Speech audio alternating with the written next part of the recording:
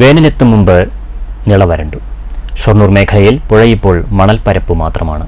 തുലാവർഷത്തിൽ പ്രതീക്ഷിച്ച മഴ ലഭിച്ചില്ലെങ്കിൽ കടുത്ത വരൾച്ചയാണ് നാടിനെ കാത്തിരിക്കുന്നതെന്ന ആശങ്കയിലേക്കാണ് വറ്റിയ പുഴ വിരൽ ചൂണ്ടുന്നത്. 2 മാസം മുമ്പ് രൗദ്രഭാവത്തോടെ കുത്തിയൊലിച്ചൊഴുകിയ പുഴയാണിത്. ഇന്ന് ഒരു കണ്ണീർച്ചാൽ മാത്രം. മെലിഞ്ഞുണങ്ങി അങ്ങിങ്ങായി തളം കെട്ടിയ അല്പം ജലം മാത്രമാണ് പുഴയുടെ അവശേഷിപ്പ്. പൊള്ളുന്ന മണൽത്തിട്ടകൾ, ഉണങ്ങിമൊരിഞ്ഞ പുൽത്തകിടികൾ, ഒഴുകിയടിഞ്ഞ അവശിഷ്ടങ്ങൾ. വേനലാരംഭത്തിൽ തന്നെ ഇതുമാത്രമായിരിക്കുന്നു പുഴ. ഇവിടെയൊരു പുഴയുണ്ടായിരുന്നു എന്ന് സാക്ഷ്യപ്പെടുത്തലായി അല്പം ജലം മാത്രമുണ്ട്. പരന്നുകിടക്കുന്ന മണൽ പരവതാനിയായി നിള മാറിക്കഴിഞ്ഞു. ഒഴുക്കുനിലച്ച പുഴ വേദനിപ്പിക്കുന്ന കാഴ്ചയാണ്. അവശേഷിക്കുന്ന ജലം കൂടി കൊടും വേനലിൽ വറ്റുന്നതോടെ കടുത്ത ജലപ്രതിസന്ധിയെയാണ് ഈ നാട് നേരിടേണ്ടി വരിക. ഷൊർണൂർ മേഖലയിൽ ഏതാണ്ട് വറ്റിത്തുടങ്ങിയ പുഴ ആശങ്കപ്പെടുത്തുന്ന കാഴ്ചയാകുന്നു. നഗരസഭാ പ്രദേശത്തും വാണിയംകുളം പഞ്ചായത്ത് പരിധിയിലും കുടിവെള്ളമെത്തുന്നത് നിളയിൽ നിന്നാണ്. കാർഷിക മേഖലയ്ക്കും വരൾച്ച കടുത്ത പ്രതിസന്ധിയായി മാറുമെന്ന ആശങ്ക ഉയർന്നിട്ടുണ്ട്. ഭാരതപ്പുഴ വാസ്തവത്തിൽ മെയിൻ കുടിവെള്ള സ്രോതസ്സാണ്.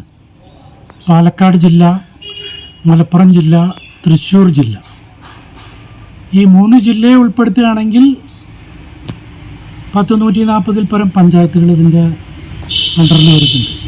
ആ പുഴ അറബിക്കടലിൽ എത്തുന്നതിന് മുമ്പ് പല തലങ്ങളിൽ കൂടി ഒഴുകി വരുന്നുണ്ട്. അപ്പോൾ ഈ വരുന്ന പല ഭാഗത്തും തടയണകൾ കെട്ടി ആണ് കുടിവെള്ളം മുനിസിപ്പാലിറ്റികളോ പഞ്ചായത്തോ ആരാണെങ്കിലും അത് സംഭരിച്ച് വിതരണം ചെയ്യുന്നത്. ഇവിടെ വലിയൊരു പ്രശ്നം എന്താ വെച്ചാൽ, നമുക്ക് മഴ പെയ്യുമ്പോൾ ധാരാളം വെള്ളം ഭാരതപ്പുഴയിലുണ്ട്. പക്ഷെ അതേസമയം ഈ മഴക്കാലം ഇപ്പം നിങ്ങൾ നോക്കൂ, മഴക്കാലം കഴിഞ്ഞിട്ടില്ല. പക്ഷേ ഈ മഴക്കാലം കഴിയുന്നതിന് മുമ്പ് തന്നെ നമ്മൾ ഗുരുതരമായ ഒരു കുടിവെള്ളക്ഷാമത്തിലേക്ക് എത്രയും വൈകാണ്ട് ബുദ്ധിമുട്ടിലേക്ക് വരും എന്നുള്ളതാണ് സ്ഥിതിവിശേഷം. ഈ ഒരു തടയണ ഇമ്മീഡിയറ്റ് നേരിടുന്ന ഒരു വലിയ പ്രശ്നം എന്താ വെച്ചാൽ, ഈ കുത്തൊഴുക്കിലും മണലും മണ്ണും ചെളിയും എല്ലാം വന്ന് നിറഞ്ഞ് ഏതാണ്ട് തടയണ നിറഞ്ഞ അവസ്ഥയിലാണ്. ഇപ്പോൾ അവിടെ എവിടെ വെള്ളം ശേഖരിക്കപ്പെടുന്നതാണ് നമ്മൾ കരുതുന്നത്? വെള്ളം ഈ തടയണയിൽ ഉണ്ടെങ്കിൽ മാത്രമേ ഈ മുനിസിപ്പാലിറ്റിയുടെ ഇത്രയും വാർഡുകളിലും സമീപ വാണിയംകുളം അതുമാതിരി മറ്റുള്ള പരിസര പ്രദേശങ്ങളിലൊക്കെ വെള്ളം എത്തിക്കണം എന്നുണ്ടെങ്കിൽ, കുടിവെള്ളം എത്തിക്കണം എന്നുണ്ടെങ്കിൽ, ശുദ്ധമായ ജലം എത്തിക്കണം എന്നുണ്ടെങ്കിൽ എങ്ങനെ ഈ പ്രായോഗികമാവുമെന്ന് ആലോചിച്ചു കഴിഞ്ഞാൽ ഒരു പിടിയില്ല.